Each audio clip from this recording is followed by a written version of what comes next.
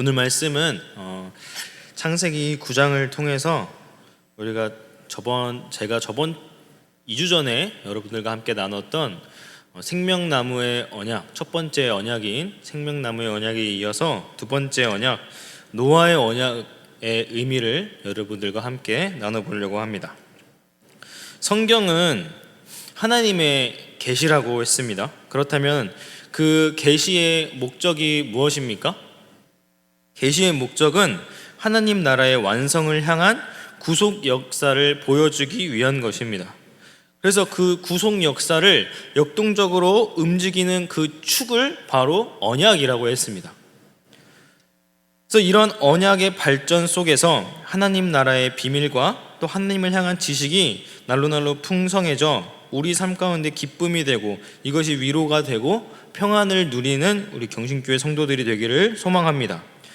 그래서 언약의 첫 번째로 생명나무를 통해서 창조 언약의 의미를 2주 전에 살펴봤고 기억이 잘 가물가물하시겠지만 아담은 이 언약을 지키지 못했습니다. 결국 모든 인류에게 그래서 죄가 전가되었습니다. 그러나 타락한 이후의 구속 역사는 다시 하나님 나라의 완성을 향해 출발합니다. 그리고 그 출발이 바로 다시 출발하는 것이 바로 노아 언약입니다. 보통은 이제 성경에서 언약을 맺다라고 하면은 히브리어로 카리트 베리트라는 말을 씁니다. 그러니까 여기서 베리트는 언약, 그리고 카리트가 이제 언약을 맺다라는 이야기인데, 여기서 베리트는 언약을 이야기하고 카리트는 제의 예식으로서 동물을 절단하는 데 유래된 단어로 보통 언약을 맺을 때 사용합니다. 예를 들어서 창세기 15장에서 아브라함이 언약에서 동물을 쪼개어 그 조각을 마주대에서 놓고 하나님이 그 쪼갠 동물 사이로 지나가는 모습이 나타나는데, 보통 이러한 의미에서 카리트 베리트라는 말을 씁니다. 언약을 맺는다라는 거죠, 보통은. 그런데 특이한 게 있습니다. 노아 언약에서는 이 카리트 베리트라는 말을 쓰지 않습니다. 노아와의 언약은 성경에서는 한결같이 헤킴 베리트라고 이야기를 합니다. 헤킴 베리트가 이게 무엇일까요? 사실 이게 노아 언약의 핵심이에요. 헤킴이라는 말은 세우다, 그리고 확고히 하다, 그리고 성경에서 언약과 같이 쓰여질 때는 그것을 이루다, 유지시키다 라는 의미를 가지고 있습니다. 헤킴 베리트가 의미하는 언약을 완전히 새롭게 한다, 그걸 갱신한다 라는 말보다 그 약속의 영속성과 그 견고함을 더하겠다, 그래서 그것을 유지하겠다라는 의미를 더하는 데 있습니다. 사실 우리 인간은 모두 악의 근원이었죠. 창세기 6장에 보면 하나님을 인간을 보고 뭐라고 말씀하시냐, 한탄하고 근심한다고 이야기해요. 그래서 결심한 것이 무엇이었냐면 바로 홍수 심판이었어요. 홍수로 인해서 하나님의 이 창조 질서를 다 파괴해버리겠다라는 거였거든요. 이 말은 창세기 1장 2절에서 나온 것처럼 혼돈하고 공허한 땅의 원시 상태로 되돌리겠다라는 하나님의 마음이었어요. 그러던 찰나에 하나님은 그 언약 관계를 유지할 뿐만 아니라 이제 그 언약을 이루시겠다라는 의지를 보여주는 것이 바로 헤킴 베리트입니다. 이것이 노아 언약의 핵심이며 언약의 유지, 이것을 즉 보존의 약속이라고 합니다. 이 보존의 약속은 다시 창조 질서를 회복시키겠다는 하나님의 굳건한 의지를 나타냅니다. 다시 말하자면 인간은 하나님께 한탄과 근심의 근원이었습니다. 홍수로 쓸어버리셔도 우리는 할 말이 없는 상태였어요. 그러나 하나님은 자신의 약속을 보존하시기로 작정하십니다. 그리고 더 나아가서 이 땅과 창조의 질서를 보존하시고, 그리고 노아를 통해서 하나님의 형상인 인간을 보존하십니다. 하나님의 보존의 약속은 인간의 죄에도 불구하고 하나님 자신이 주권적으로 선언하는 무조건적인 약속임을 기억해야 합니다. 이것이 현재 우리에게도 위로와 소망이 될 줄을 믿습니다. 그러나 공의로운 하나님은 우리의 인간의 죄를 그냥 넘어가실 수는 없어요. 그냥 눈 감고 아웅 하시듯이 우리의 죄를 그냥 넘기실 분이 아닙니다. 그렇기에 홍수로 심판을 내리십니다. 근데 여기서 의아한 부분이 하나 있습니다. 무엇이냐면은 하나님이 자신의 형상을 보존하시기로 하고 그리고 창조의 질서를 보존하시기로 했는데 왜 홍수를 내리셔서 모든 것을 파괴하려고 하셨을까요? 여기서의 홍수의 의미가 대단히 중요합니다. 결론부터 말하자면 홍수의 의미는 창조 질서의 역질서를 의미합니다. 이게 무슨 말인가 하니 창조기사인 창세기 1장 2절에서 보면은 원시 상태의 땅의 모습이 나와 있죠. 혼돈하고 정리되지 않은 상태, 또한 표면에 물이 덮여 있는 땅의 모습이었어요. 이 상태에서 첫째 날은 어둠과 빛을 나누셨고 두 번째 날에는 궁창 가운데 물을 두셔서 윗물과 아랫물을 나누셨어요. 그리고 아랫물에는 물과 바다를 나누셨고 넷째 날에는 광명체들을 두어서 낮과 밤 그리고 사계절이 있게 하셨어요. 이게 창조의 질서죠. 창세기 1장에서 나온. 노아의 홍수 사건이 났을 때 창세기 7장 11절 말씀 보면은 앞에 자막이 뜰 거예요. 네. 창세기 7장 11절과 12절 말씀 보면 이렇게 나와 있습니다. 하늘의 창들이 열려 40주야를 비가 땅에서 쏟아졌더라 라고 보고해요. 이 말은 무엇이냐면은 창조기사의 둘째 날에 하신 일을 파괴하신다라는 거예요. 오히려 그 창조질서를 파괴해서 역질서를 이루어 가신다라는 겁니다. 또 땅에서 깊음의 샘이 터짐으로써 물과 바다의 구분을 없애버렸습니다. 다섯째 날과 여섯째 날에 창조하셨던 온갖 생물들을 다 멸하셨습니다. 이게 바로 창조의 역질서라는 거예요. 이런 모습들을 보면 홍수 사건은 본래의 창조 질서를 반전시키는 역질서의 과정을 거쳐서 창세기 1장에서 나온 혼돈하고 공허한 땅의 원시 상태의 모습으로 돌아가려고 하는 모습이 보입니다. 하나님께서 말하는 보존의 약속은 이런 거였어요. 죄악 가운데 있던 것을 그냥 그대로 두는 것이 아니라 원시 상태, 즉 완전한 상태로 돌아가는 것, 그 역질서를 이야기하는 거였습니다. 그래서 홍수 사건이 일어난 뒤에 어떻게 되었습니까? 모든 것이 파괴된 것처럼 보였지만 그렇지 않았어요. 놀라울 만치 땅이 이전의 상태보다 나아진 상태를 보게 됩니다. 그리고 오늘 본문인 9장은 그 놀라운 창조 질서의 회복의 아름다움을 나타내고 있는 것입니다. 오늘 1절에서 보면은 하나님께서 노아와 그 아들들에게 무엇을 주셨냐? 바로 복을 주셨습니다. 창조 질서의 첫 시작인 창세기 1장 28절과 유사한 구조를 가집니다. 창세기 1장 28절 말씀 보면은 이렇게 나와 있습니다. 하나님이 그들에게 복을 주시며 하나님이 그들에게 이르시되 생육하고 번성하여 땅에 충만하라, 땅을 정복하라 라고 나와 있습니다. 그리고 오늘 9장 1절에도 똑같이 복을 주시며 그들에게 이르시되 생육하고 번성하여 땅에 충만하라 라고 이야기를 하시죠. 이게 바로 창조 질서 원래 원시 상태로 돌아가려고 하는 하나님의 보존의 약속을 의미하는 것입니다.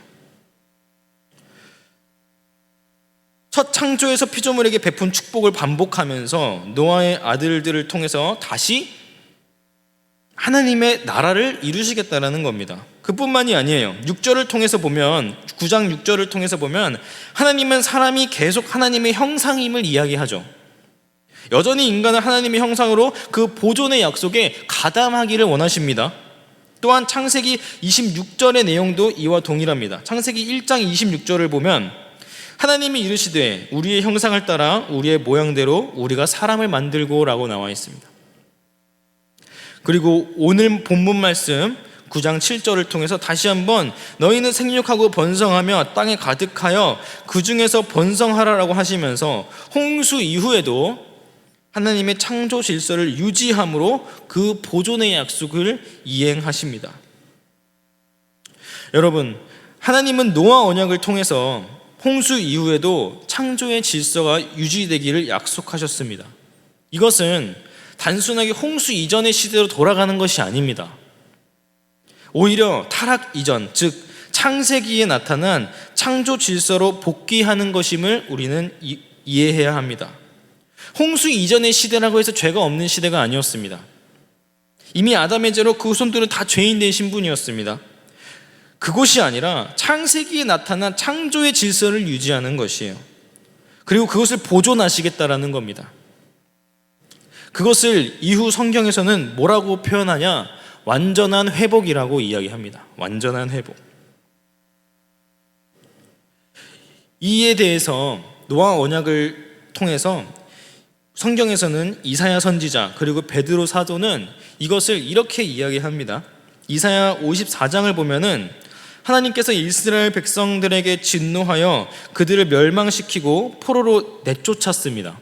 그러나 하나님의 크신 자비하심으로 이제는 다시 불러놓을 것을 이야기하면서 하나님의 자비와 그리고 하나님의 그 회복에 대한 주제를 드러내는데, 이것을 드러낼 때 마치 이것을 노아의 때에 홍수로 멸절시키고 다시 회복해야 하는 이야기와 대비시키면서 이야기하는 모습을 이사야 54장에서 볼 수 있어요. 한번 볼까요? 이사야 54장 9절에서 10절 말씀입니다. 이는 내게 노아의 홍수와 같도다. 내가 다시는 노아의 홍수로 땅 위에 범람하지 못하게 하리라. 맹세한 것 같이 내가 내게 노하지 아니하며 너를 책망하지 아니하기로 맹세하였노니. 10절 뒷절에 보면은 나의 자비는 내게서 떠나지 아니하며 나의 화평의 언약은 흔들리지 아니하리라. 너를 긍휼히 여기시는 여호와께서 말씀하셨느니라. 아멘. 따라서 이사야 54장을 통해서 노아의 언약에서의 하나님의 보존의 약속은 무엇을 의미하는가? 바로 하나님의 자비와 은혜로 인한 완전한 회복을 이야기한다라는 것을 알 수 있습니다. 그뿐만이 아닙니다. 신약에 가면은 베드로전서 3장 19절에서 21절 말씀면은 노아의 경우가 또 인용이 됩니다. 이 본문에서는 예수의 부활과 승천으로 인해 시작된 인류사는 구원의 역사라는 새로운 전환점을 맞게 되는데, 이 새로운 구원의 시대의 계시를 노아의 시대와 비교합니다. 베드로전서 3장 20절에서 21절 말씀 보면 그들은 전에 노아의 날 방주를 준비할 동안 하나님이 오래 참고 기다리실 때 복종하지 아니하던 자들이라. 방주에서 물로 말미암아 구원을 얻은 자가 몇 명뿐이니 겨우 8명이라. 여기서 말하면 이들이 구원을 얻은 것은 물로 말미암았다고 나와 있어요. 그리고 21절에 보면 물은 예수 그리스도께서 부활하심으로 말미암아 이제 너희를 구원하는 편이 곧 세례라라고 이야기합니다.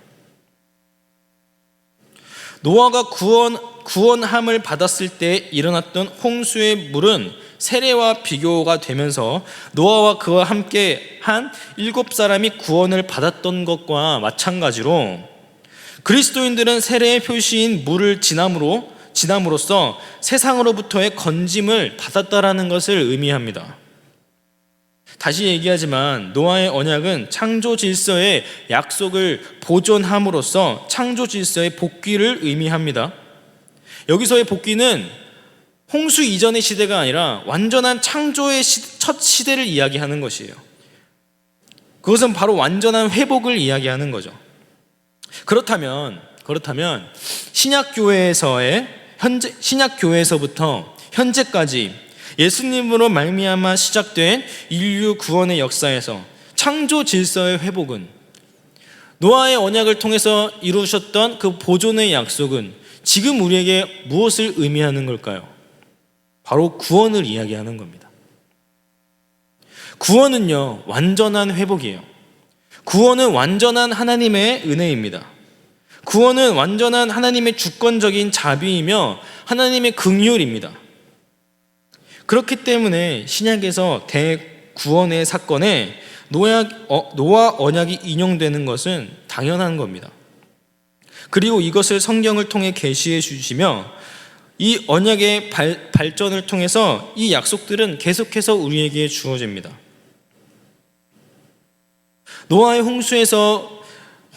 홍수를 통해서 노아와 언약을 맺었던 그 하나님의 그 보존의 약속은 우리에게 구원을 약속하며 완전한 회복을 약속하시는 겁니다. 우리가 죄인이었음에도 불구하고 말이죠. 노아의 홍수 또한 노아의 언약을 통해서 보여주는 구원은 그 완전한 회복은 노아 때문에 구원을 얻은 것이 아닙니다. 성경에 보면은 노아가 당대 의인이고 완전한 자이고 하나님과 동행하는 자였다라고 이야기를 합니다.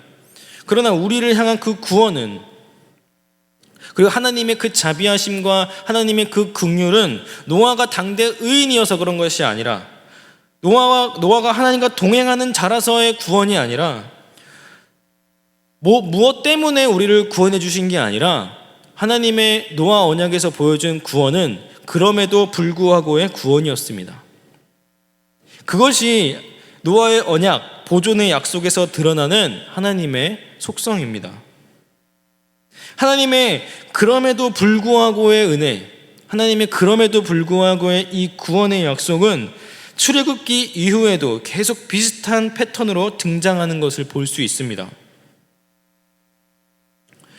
여러분, 우리에게 참된 소망은, 참된 회복의 길은 그럼에도 불구하고 은혜를 주시는 하나님의 약속이 아직까지도 우리에게 유효하다라는 것입니다. 이것 외에는 다른 소망이 없다는 것을 믿으시길 바랍니다. 하나님의 그 언약의 발전 속에서 보여준 하나님의 그 약속 안에 하나님이 인간에게 주시는 진짜 복이 있는 것이에요. 성경에서 말하는 복은 먼저 창조 영역에서 시작되는 것입니다. 복은 영적인 것에서부터 구체적으로 우리 손에 만져지는 것에 이르기까지 모든 영역의 삶 가운데에서 선한 모습으로 잘 사는 것으로 표현이 되는데, 이것은 인간 혹은 다른 피조물의 중재에서 전해지는 하나님의 선물이라는 겁니다. 여러분, 복의 근원이 무엇입니까? 복은 어디서부터 근원한 것이죠? 하나님으로부터 근원이 되는 것입니다. 복의 근원은 하나님이세요. 우리는 그것을 인정해야 합니다. 우리가 교회에 와서 또 설교를, 말씀을 통해서 또 교회를 통해서 어떠한 위로를 받고 소망을 받으려고 오셨는지는 모르겠지만, 우리의 진정한 복과 소망과 우리의 진정한 희망은 하나님이 복의 근원이시라는 것을 아는 거예요.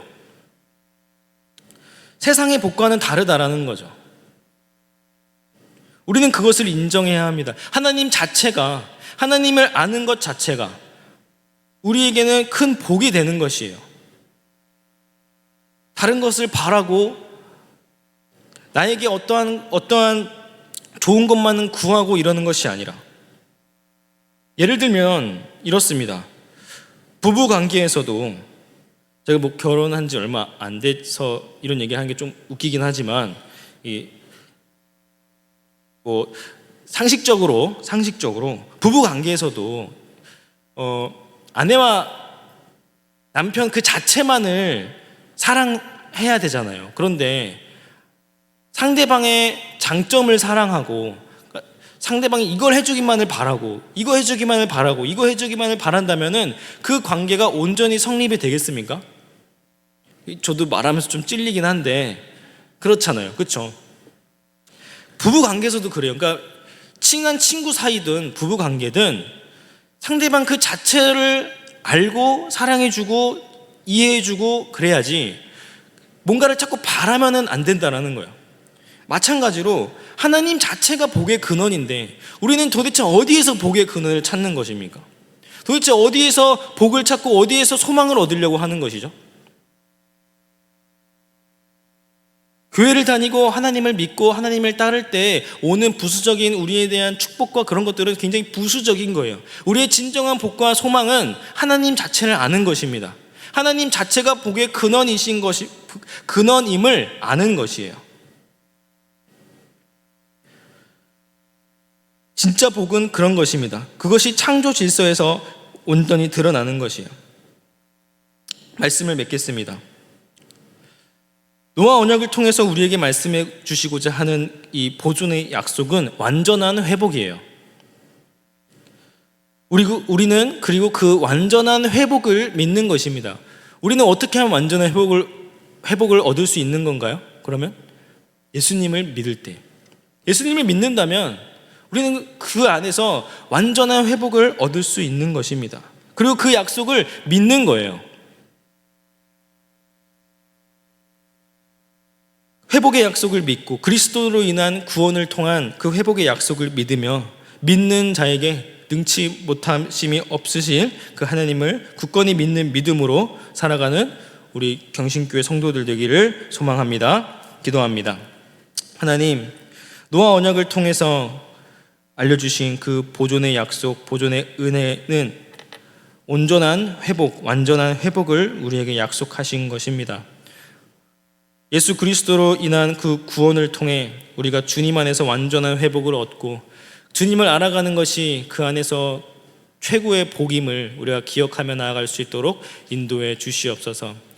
앞으로의 우리 삶도 주님이 주시는 그 복을 온전히 누리며 참된 복을 누리며 살아가는 우리가 되게 하여 주시옵소서. 감사드리며 예수님의 이름으로 기도드립니다. 아멘.